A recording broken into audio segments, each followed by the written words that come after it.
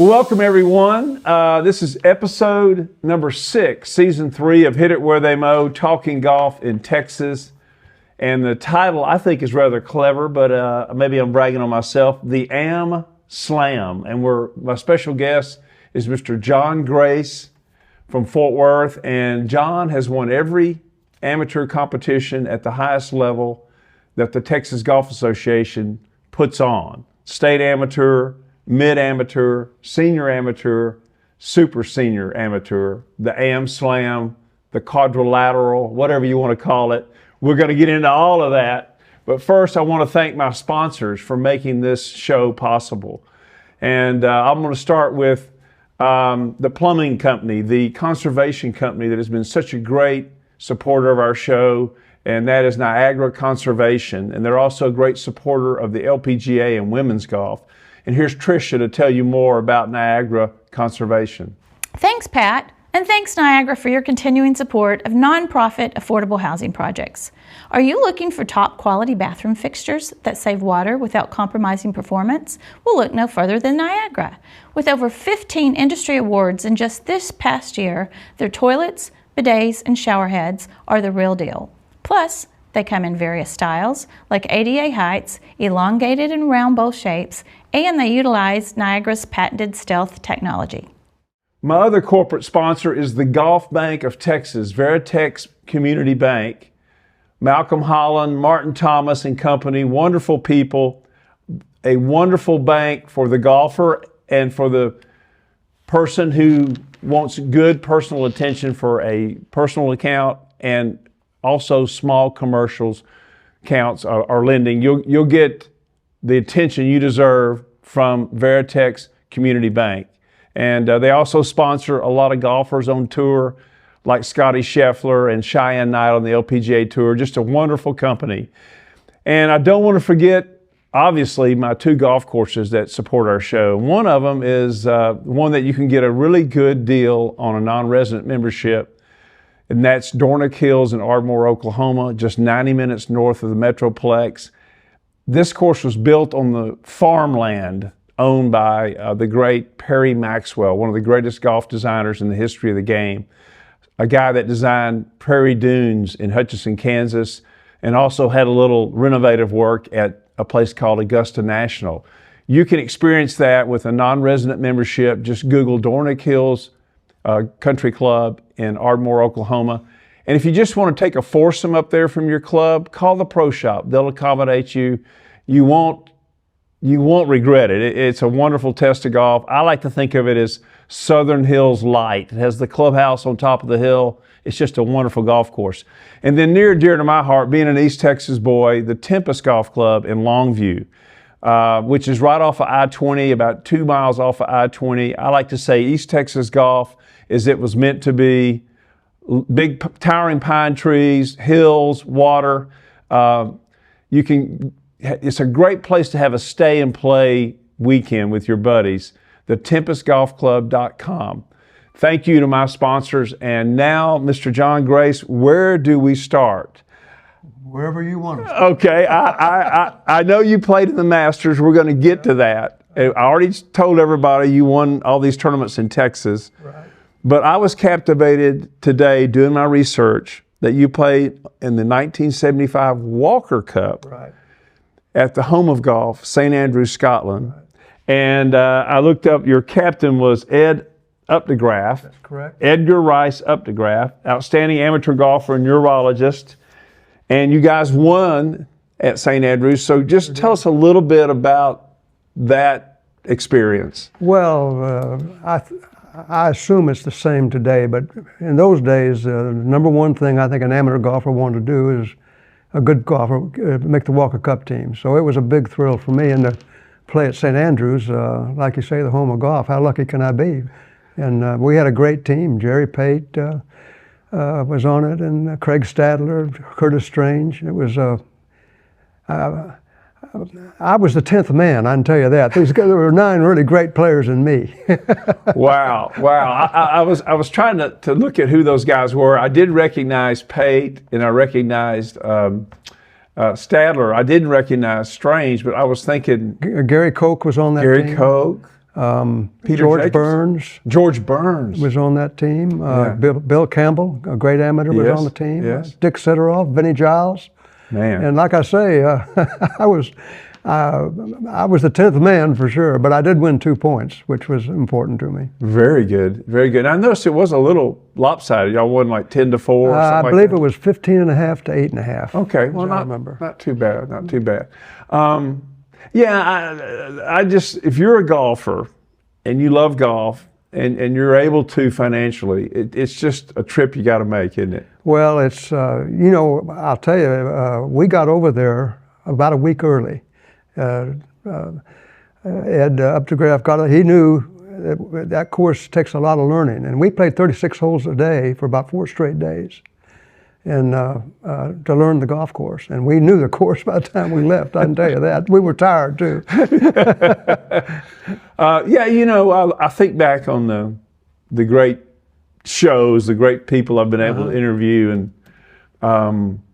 the late Tom Weiskopf, before he passed away. I got to interview him about 3 years ago. And by the way, you won your state amateur at That's right. Mira Vista, a Tom Weiskopf golf course. That's right. And I mentioned to him, the short par 4 being the hallmark of his design. There's always going to be a drivable par 4 on a Tom Weiskopf course. And at Mira Vista, I think it's the 16th, right. 16th hole. And I said, where did you come up with that concept? And you probably know the answer because we've just been talking about St. it. Andrews, there's a couple of them there. At least one. I think there's, nowadays there may be more than that, but in those days, you could, a longer hitter could get pretty close to, I think about 8 or 9 or 10, right in that area. Well, he said there were 4 of them depending on the wind. Well, that's right. Depending on the wind. Yeah. You couldn't hit all 4 of them in one day, but depending on the wind, you might be able to hit one day and one the other day. Well, you go 9 holes out and then 9 holes back in. Right. So one day, and it's nearly always windy. You don't escape that over there.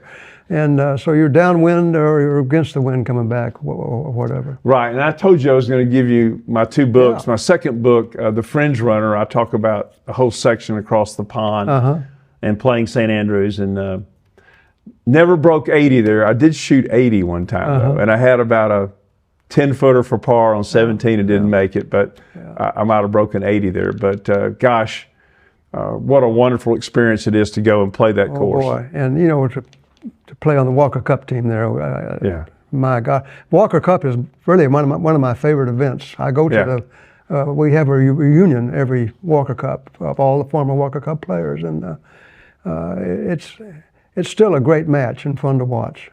That's a great fraternity to belong to. You bet it is. It's a pretty small club. Yeah, it is. I told you that I attended the 1989 Walker Cup at Peachtree, which the Brits won, by the way. Yeah. And the Bermuda, That's right, they did. The Bermuda over there bedeviled as good a player as Jay Siegel. It didn't matter who you were. That Bermuda rough was hard on everybody. Yeah. But they had a rain delay, and I rushed into the cart barn like everybody did, or lightning or whatever it was, and I bumped into a guy, and it was Marty Fleckman. Oh, I'll be He was there just like you. Were you at that one too? No, I Or you missed wasn't. that one? The last one I went to was, I guess, 2 or 3 years ago at Seminole. Okay. And I ran into Marty there. Marty came to that reunion. But we usually have 40 or 50, 30 to 40 guys that played. Nicholas was there at Seminole. So it's a pretty nice club to be a member of, I can tell you that. Right. Now let's talk about how you got to be on the Walker Cup. In 1974, you were the runner-up in the U.S. Amateur. Well, I was runner-up in the U.S. Amateur in 1974, and I was quarterfinalist in the Trans-Mississippi Amateur that year. Okay. Which I'm guessing helped. Right. I was runner-up to Jerry Pate at Ridgewood Country Club in New Jersey, and we had a great match. Went 35 holes, I think. So Wow. he made a couple of good putts on me at the end, but for me, it was that was kind of a win because it got me on the Walker Cup team and got me in the Masters twice. So I can't. Now, how did you get in the Masters twice? Well, I'll tell you what. Okay. Well, first of all, the quarterfinalists were always invited to the Masters. Well, I won my 4th or 5th round and got me in the quarterfinals.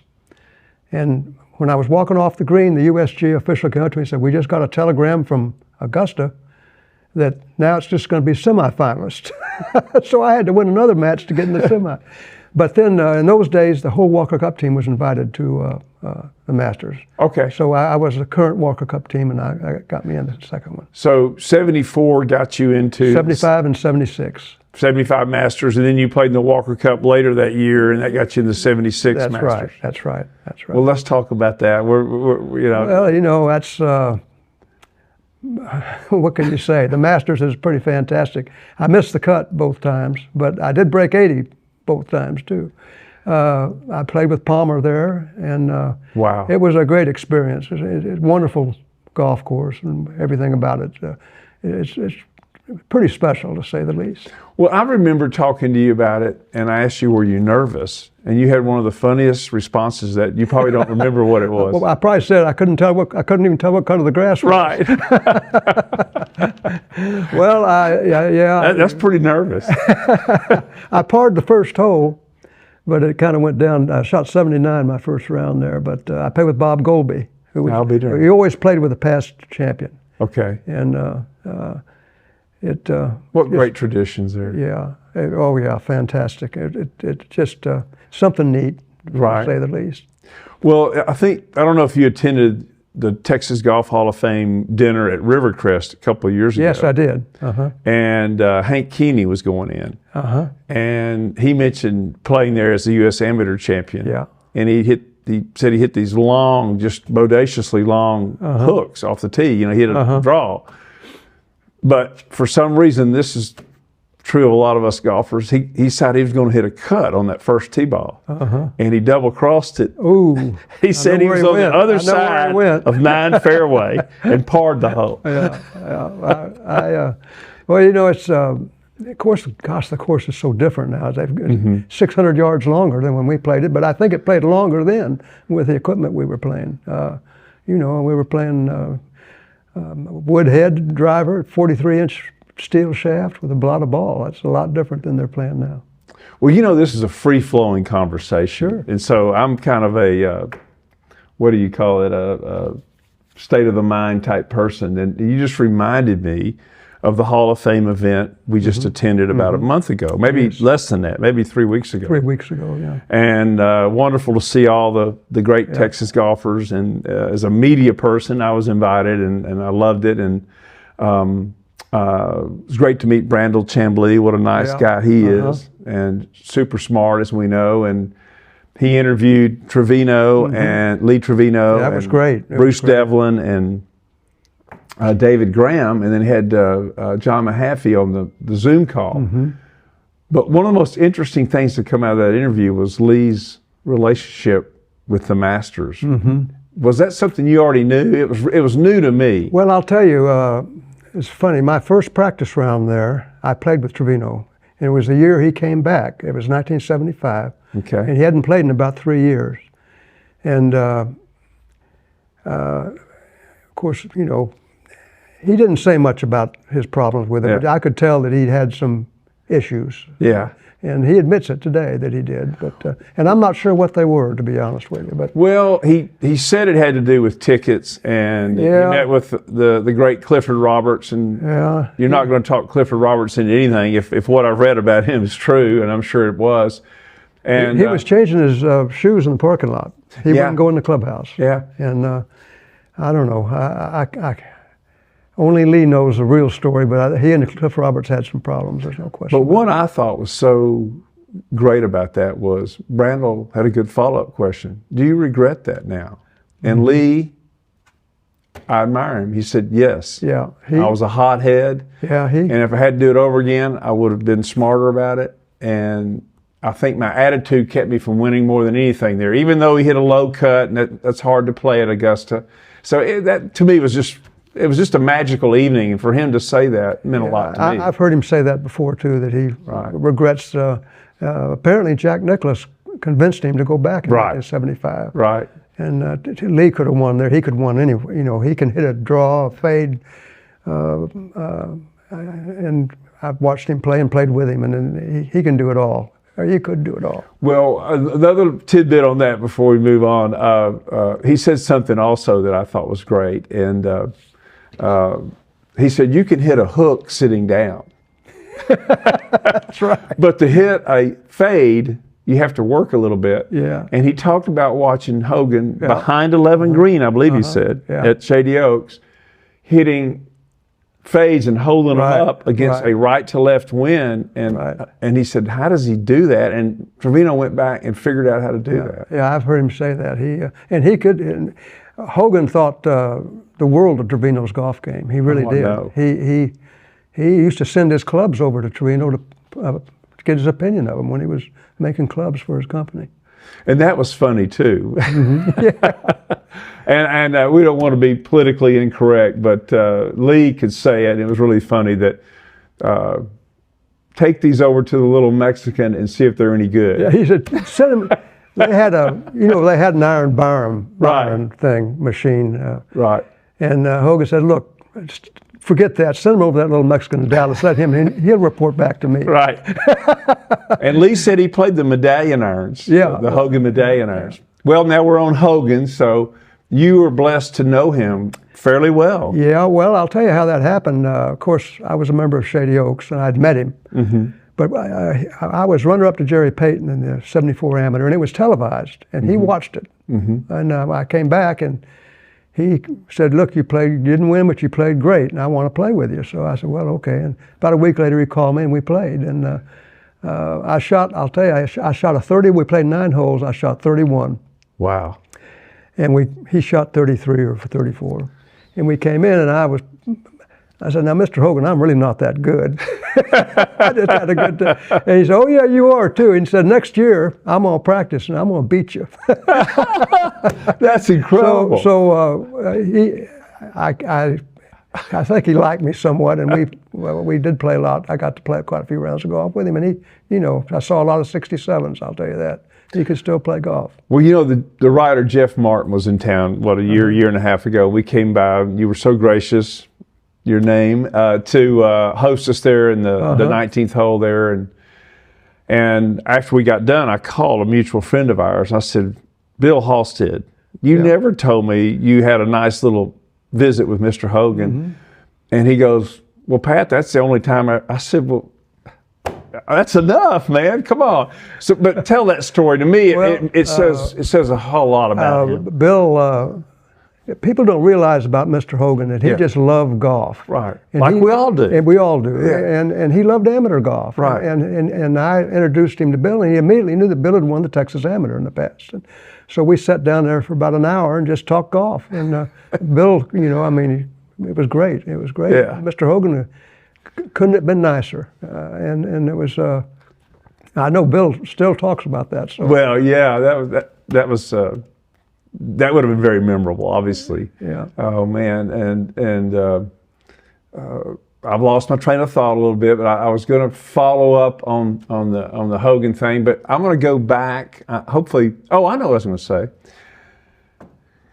Another thing, and we'll leave the Lee Trevino thing, but one more thing about Lee Trevino that surprised me.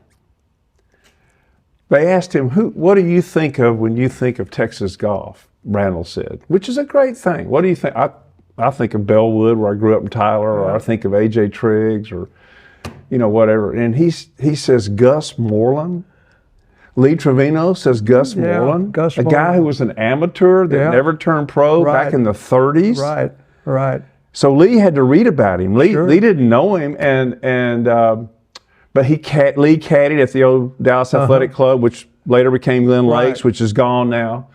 And that just says the same thing about Lee Trevino. He did his homework. He read about him. Yeah. Well, I think someone like Lee or Ben Hogan, they just love the game. Right. And they love the history of the game. And that night, Trevino also talked about LIV golf. Is it LIV? Is that what it is? Live, yeah. And he said he's worried that some of the traditions of the game are going to be forgotten at that same party you're just talking about.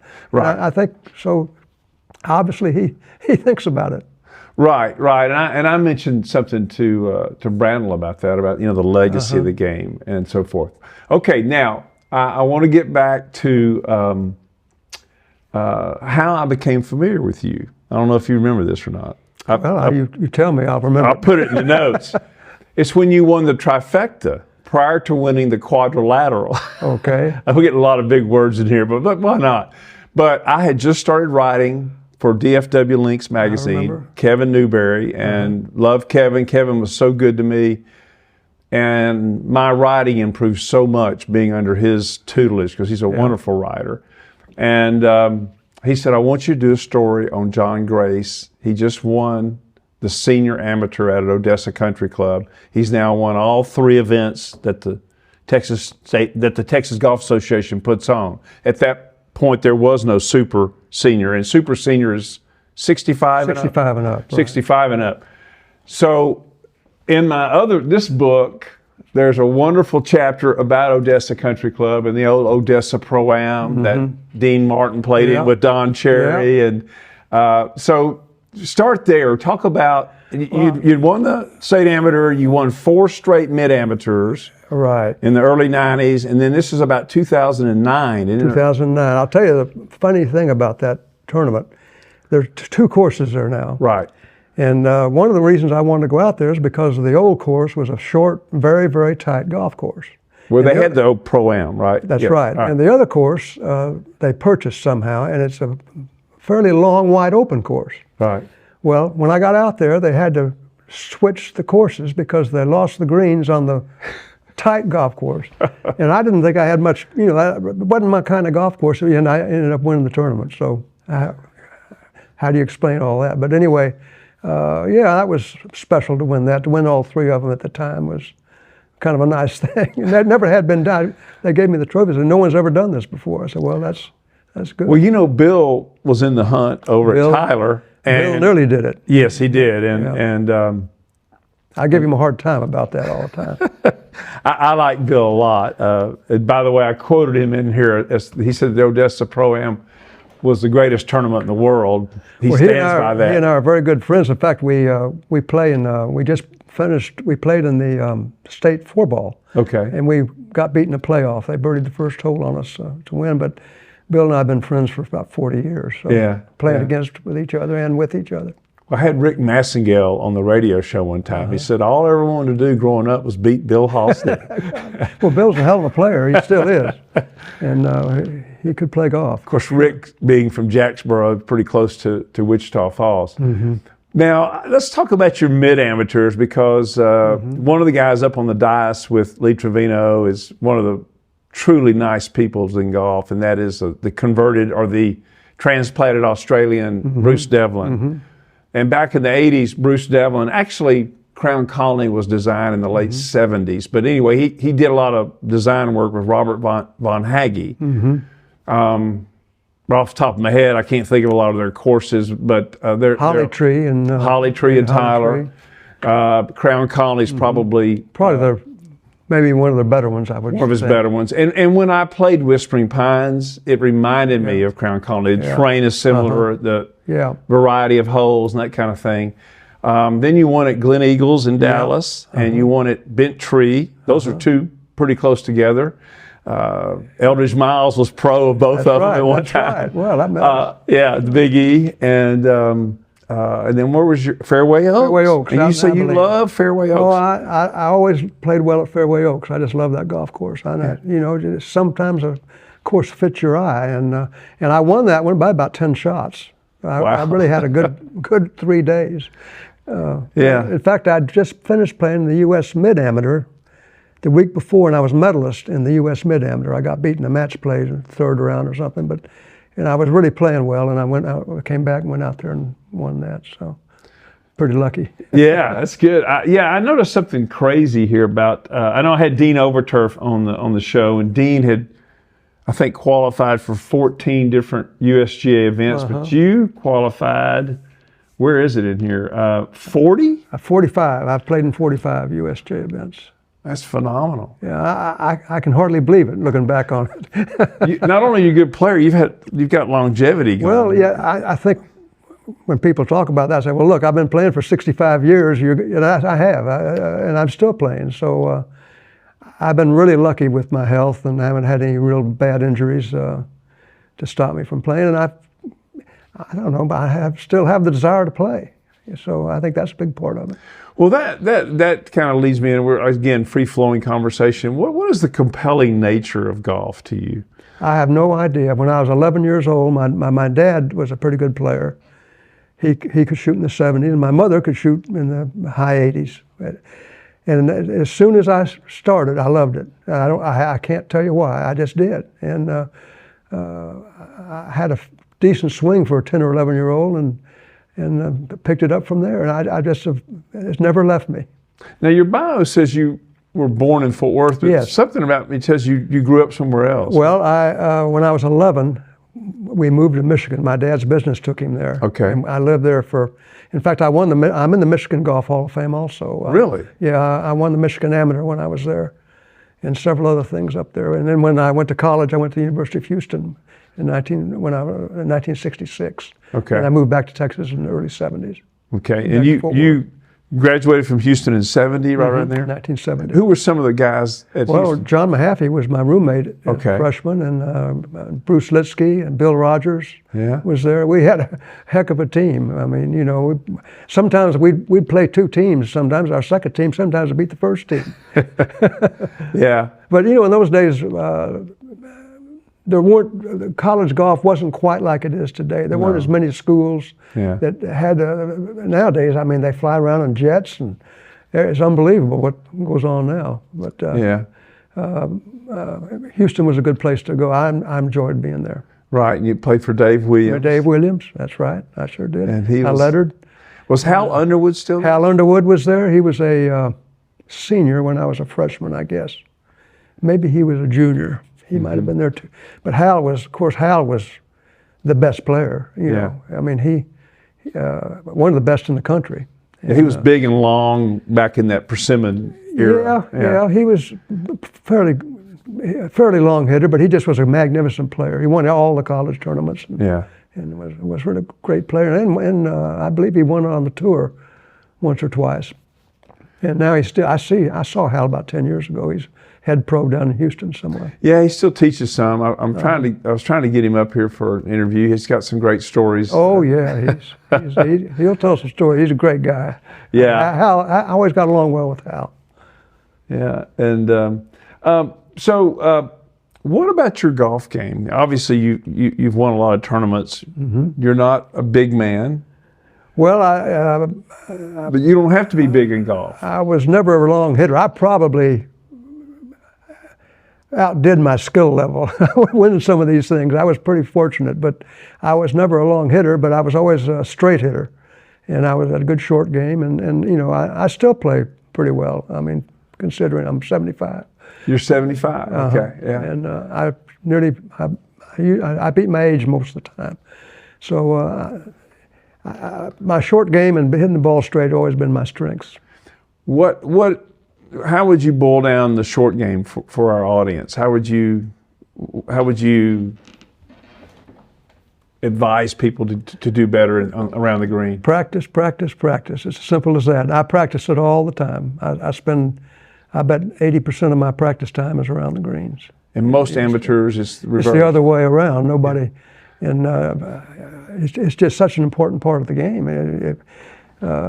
Putting and your short wedge shots are about 60% of the game. My God! Mm-hmm. So you better be good at it if you're going to be a good player. Now, how do you practice that? Well, I'll take a bag of balls, and we have a chipping green, a pitching green, and I'll hit every kind of shot imaginable. Bunker shots, chip shots, pitch shots, and then do it all over again. Yeah. I enjoy it. I've always enjoyed that, but I knew you were asking when I got started, I knew I was never going to be a long hitter.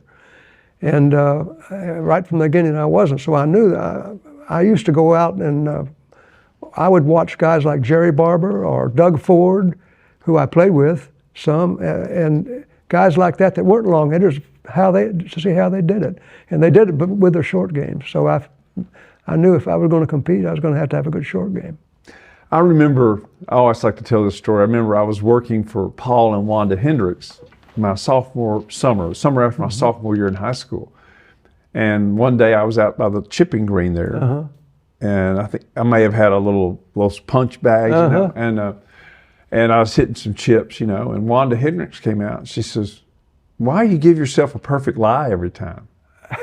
You're not going to have that on a golf course." That's right. The thought had never occurred to me to put it down in a hole and work on that, right? Yeah. Yeah. Well, the guys in the shop at Shady Oaks would kid me all the time. I'll come out with my balls and maybe spend an hour around still do. And that's just been my way of doing it. And that's the only one way to get good with your short game, that's practice it and really practice it, because it's a feel and touch and everything else. But Right. And I just did a show with Sandra Haney and Paul Darwin, and she's known for her short game. yes, And she said that basically there's the putt and putting, and then there's the chip. And the chip is really what iron do you need to carry it 3 feet.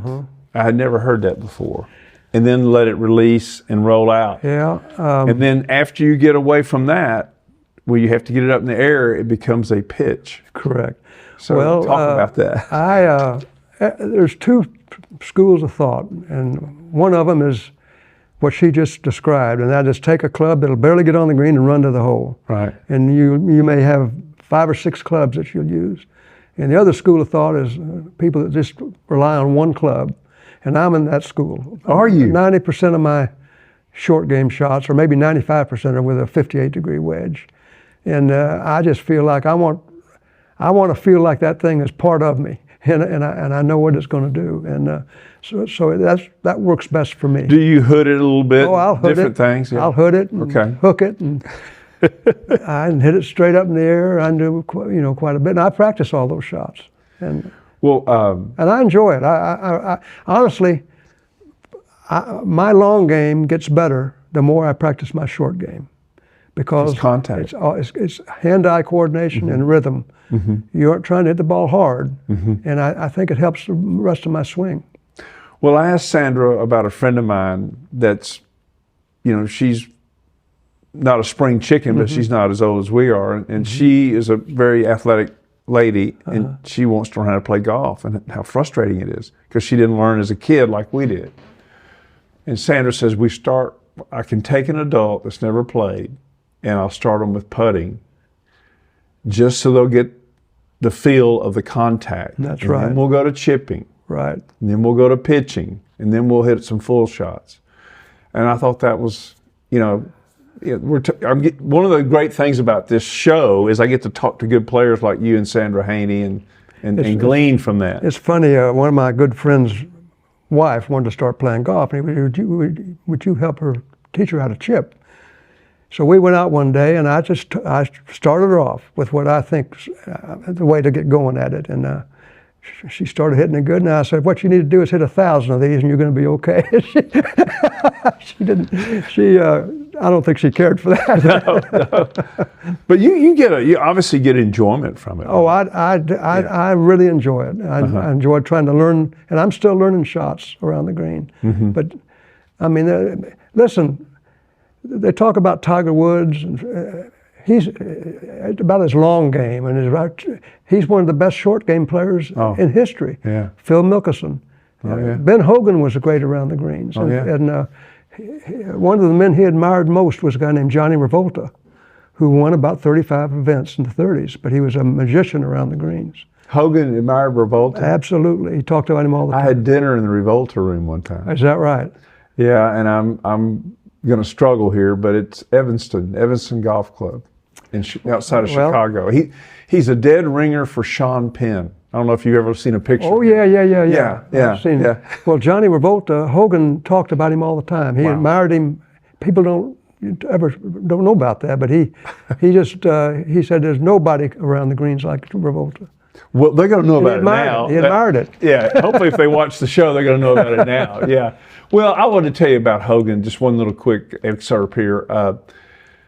The late Don January, it makes me kind of pause to say that, but I got to be around Don quite a bit the last 10 years because of my friendship with his sons, Tim and Richard. And anyway, he mentioned playing with Hogan at the '66 U.S. Open at Olympic Club. Where Reeves McBee had the 64. That's right. Trevino was in that field. Billy Castro beat Palmer. That's right. That's right. And Johnny Miller was like low-am and all that kind of good stuff. And anyway, the first hole was a par 5, and Don said they hit it up there. Both of them hit it up there about, he said, I hit it about 10 feet, and Ben hit it about 3 feet.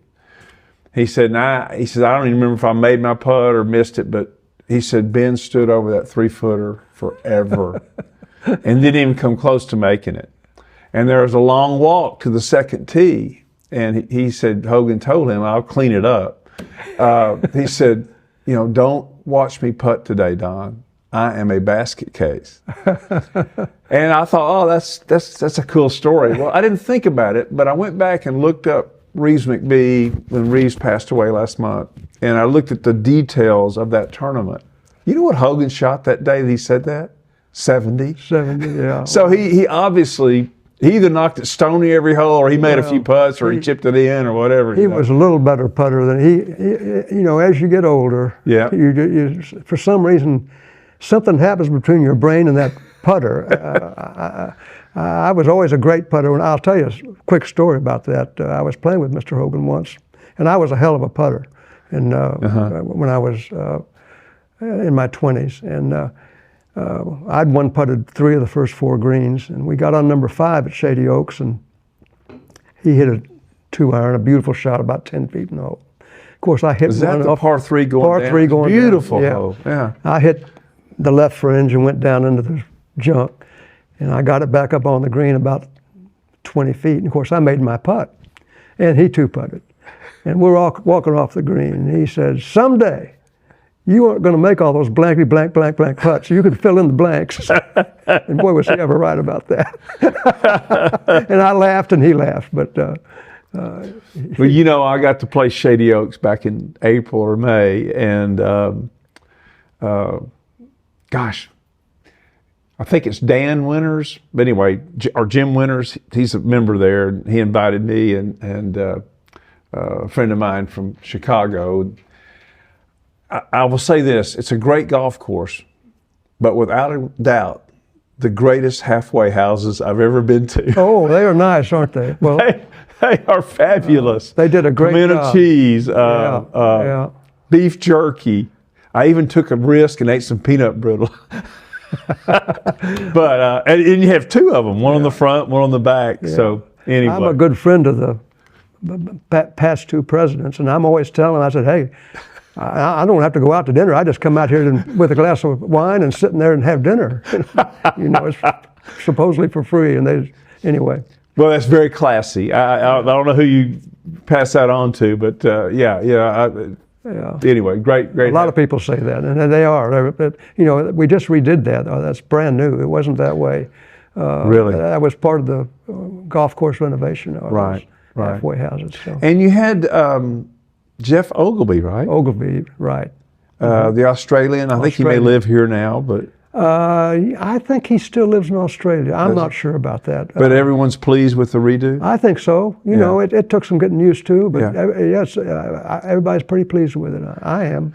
Well, when you talk about making putts at Shady Oaks, of course, you play it a lot. You know the breaks, or I guess you learn them, But sure I do. I'll tell you what, it's one thing to make some putts, and it's another thing to make them at Shady Oaks. And of course, I play over in Tyler, and our course it's been redone, and it's hard to putt the greens. They're very subtle.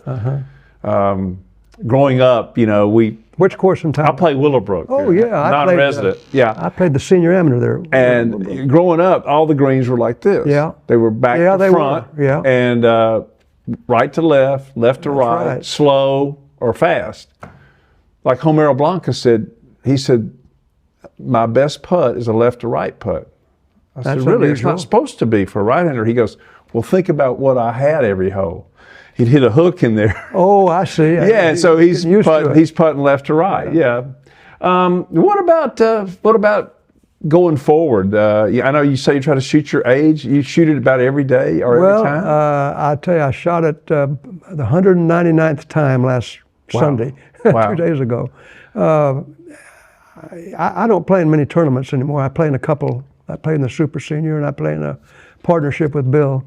But I'm still playing. I still practice nearly every day. I get out there. I just, it's in me, and I still play pretty well. I don't play like I did 30 years ago, but I shoot in the low 70s nearly all the time. That's great. From 6,500 yards. I don't play the 7,500 yard thing. Now, you do play from 65? Mm-hmm. Okay, because my group, we play way up. Yeah, and I'm kind of the senior Bryson DeChambeau, but because I can hit it about 230 or 240. But they say you should play according to how far you hit your 5-iron or 7-iron. I don't know how they get these theories, but if that were the case, I wouldn't have. I'd always been up because I never hit it very far. But I'm a good, pretty good hybrid player, and I carry a 4, 5, and 6 hybrid. I don't carry it. My first iron's a 7-iron, and most of the time I play at 6,500 yards. How do you work a hybrid? I love hybrids. I never was able to hit a 3-iron like I can hit a 3 hybrid, but I don't know how to take something off of it. That's a real hard thing to do. I don't just practice, I guess. Yeah, I don't have any. I was always a good fairway wood player, always. Okay. And maybe it's because I had to hit them a little bit more. But when the hybrids came, it just fell in for me naturally. Okay. And I started with a 3 hybrid, then I went to a 4, and then a 5, and now that 6 hybrid is probably my favorite club in my bag. I hit it like a 6-iron. So you've played all these great golf courses. Mm-hmm. Let's say you had 1 round left to play, and divorce it from Shady Oaks, which I know you love. Where would you? What course sticks in your mind? Probably Marion Golf Club in Marion, Philadelphia. I played the U.S. Amateur there twice. And my first U.S. Amateur, 1966, was there, and that's just a marvelous golf course. And of course, all kinds of golf history, and it's one of my favorites for sure. Olympic Club is another one that I like out in California, but Marion's pretty special. Have you played Riviera? Yes, I have. I played the Senior Open at Riviera, as a matter of fact. I made the cut, and boy, you talk about tough rough. That's as tough a rough as I've ever seen. The Kikuya? Kikuya, man, oh man.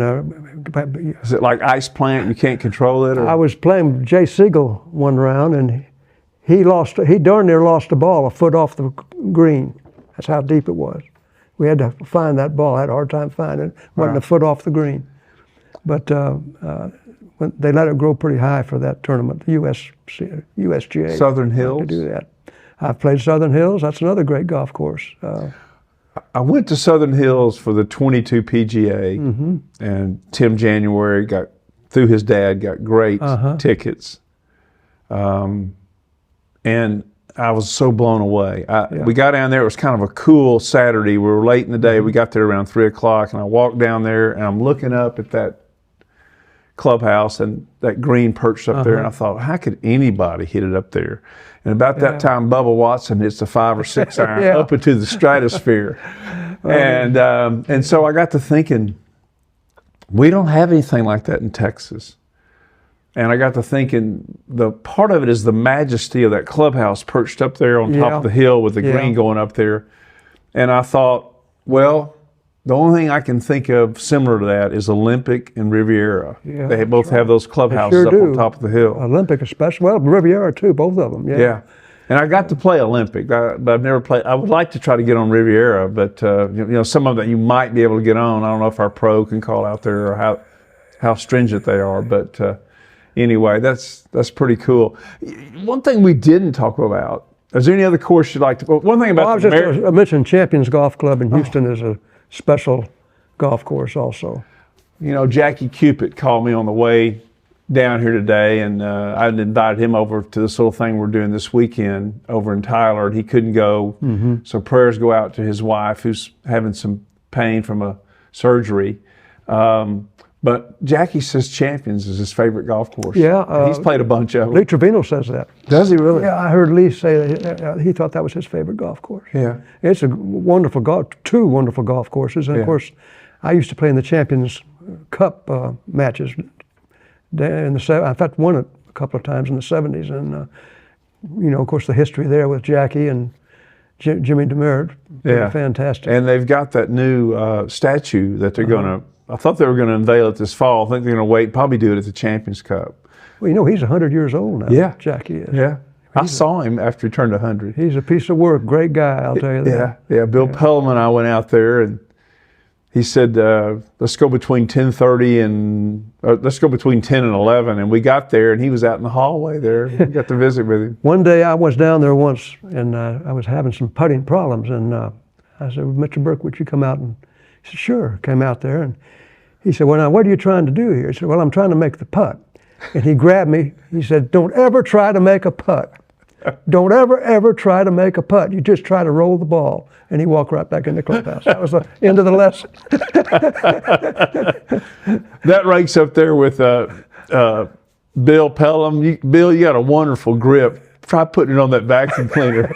Yeah. One thing I wanted to cover before we get done was the super senior, which over 65. Yeah.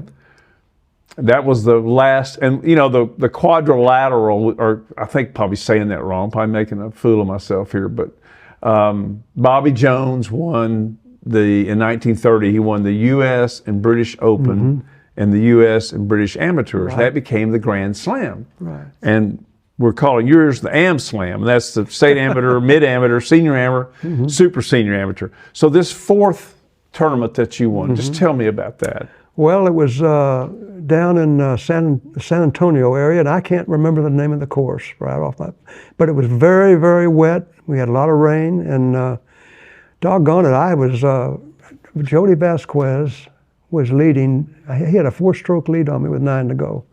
And I started making a couple of birdies, and he made a couple of bogeys, and I beat him in the playoffs. So, that was pretty special to win the fourth one. I guess I need something after this now. Well, I was going to say, this is a bad joke, but I guess it's apropos that you can't remember the name of the course that you won the super senior amateur on.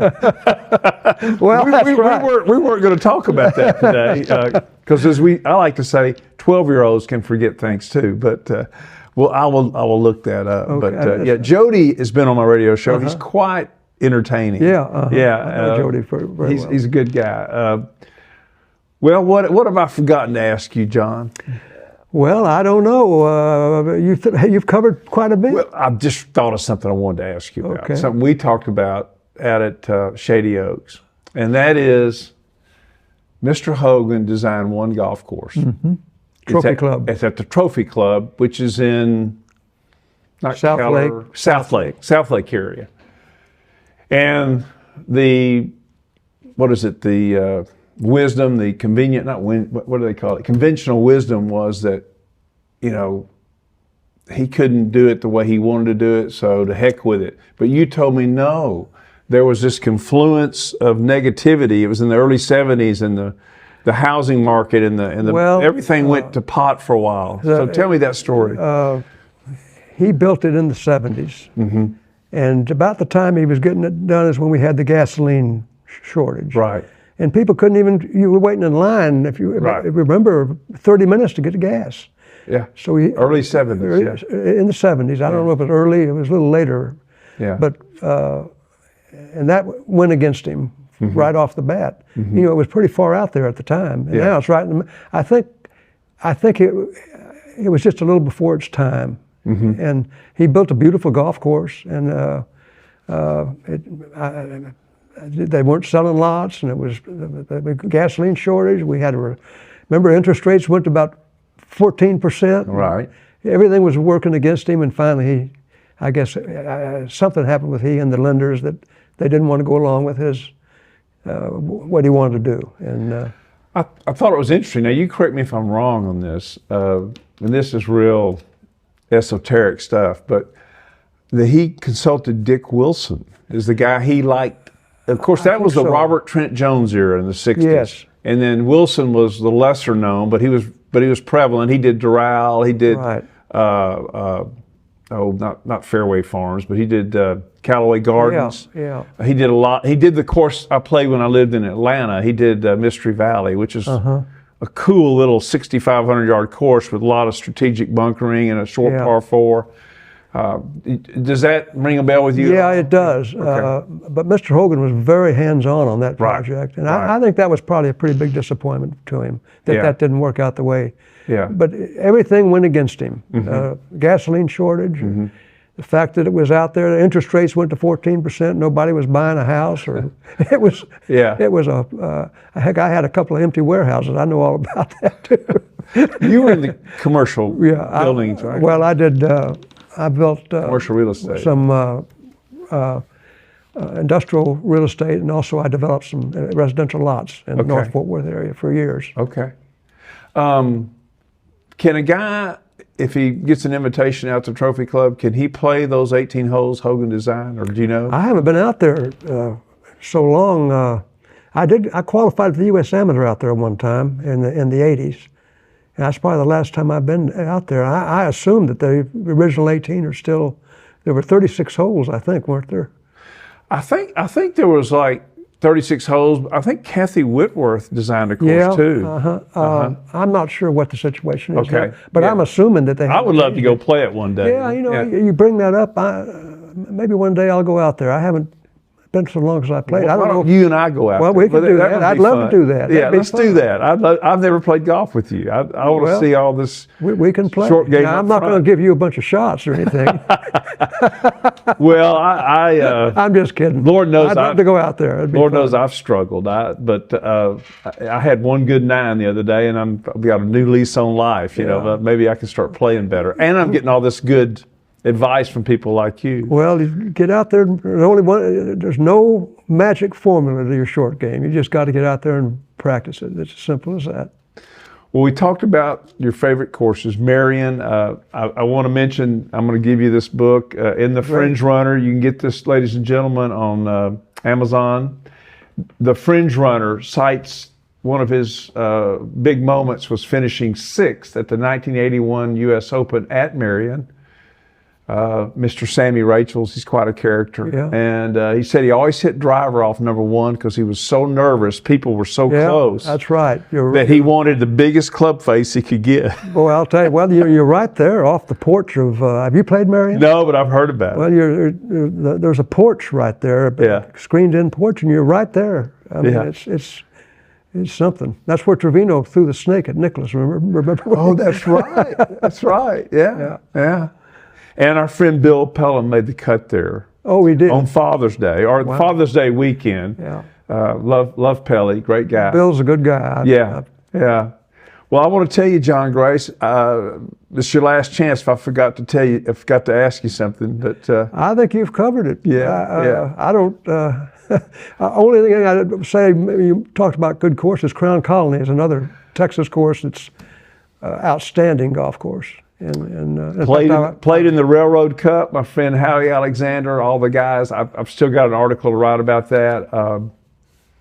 My friend George Rowe.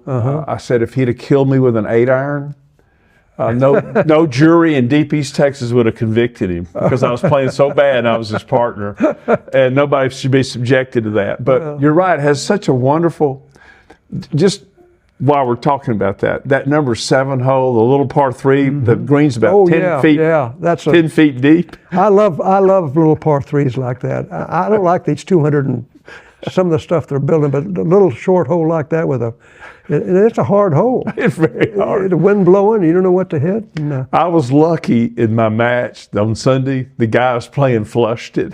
Yeah. Hit it so good he knocked it over, and I'm just trying to get it anywhere on that little. Anywhere on that. Laying it on that little lily pad there. Yeah. Well, that really, they have 18 wonderful holes there. I think I won one of my mid-amateurs there. That's right. Yeah. It's a good golf course. Yeah, and I remember playing. I played in the '82 state amateur there. I missed the cut, but I remember Mark Brooks being there. I think Verplank won there. I think no. Well, I can't remember. I think Verplank did win it. But anyway, love Texas golf. Love the Texas history. Appreciate you coming on. Well, I and appreciate the invitation to come talk to you. And I wish you many more golfing days. Well, I'm going to I'm gonna keep trying. Yeah, and I'm going to work on that trophy club deal. Okay, I'll do that. All Thank right. you. Thank you, John. Appreciate it. Well, that'll do it for this episode. Episode 7 coming up next week. We appreciate you watching. Don't forget our sponsors, Veritex Bank, Niagara Conservation. By the way, Niagara Conservation's products can be had at either Home Depot or Lowe's. And don't forget about the Tempest and Dornick Hills Country Club. And we'll see you next week.